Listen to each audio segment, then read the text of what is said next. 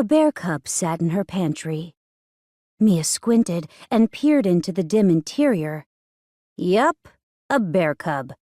The small ball of fur shifted, reflective black eyes settling on her with interest. Heck no, she was not being mauled by a bear. She slammed the door shut and counted to 5, sure it'd been a figment of her imagination. Her mind had been playing tricks on her ever since she'd walked through the door of her deceased grandfather's home. Part of her wondered if he decided to haunt her as he'd always threatened. A familiar pang of grief speared her heart. That fleeting thought brought back the memory of standing at the old man's graveside less than a week ago, clutching her dad's hand as her grandfather was lowered into the ground. Her eyes stung, tears forming and clouding her vision, and she wiped away the moisture as it trailed down her cheeks. He was gone.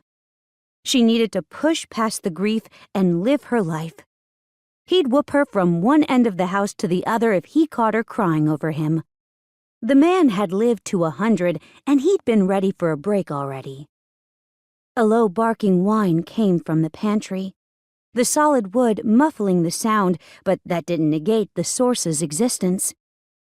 She had a bear cub in her pantry. Gripping the knob, she eased the door open and peeked inside. Yup, still there. Huddled in a tiny ball, little eyes trained on her. Every inch of his fur stood on end. Hey, little guy. Mia kept her voice low, hopefully soothing to the cub. She was either dealing with a wild young one or a baby werebear. She was in Grayslake, Georgia. All werebears, all the time. She glanced at the cub. Mia voted for werebear. Like, really, really voted for werebear.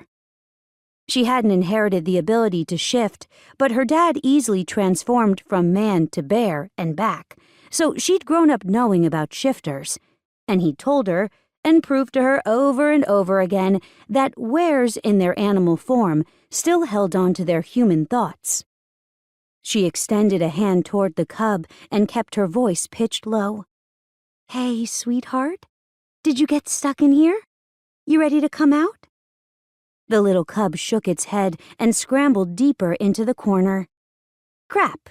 Well, crap on one hand and woohoo on the other.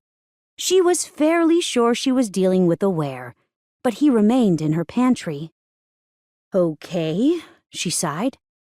The thing about it is, you probably belong to someone who is a heck of a lot bigger than you and me put together. Your mama is going to be angry her cub is missing, and I don't want to get between you and her. Like, really, really didn't want to get between a cub and its mother. While a werebear had human love in its heart, there was also the bear's possessiveness and insane drive to kill anything or anyone who came between it and its young.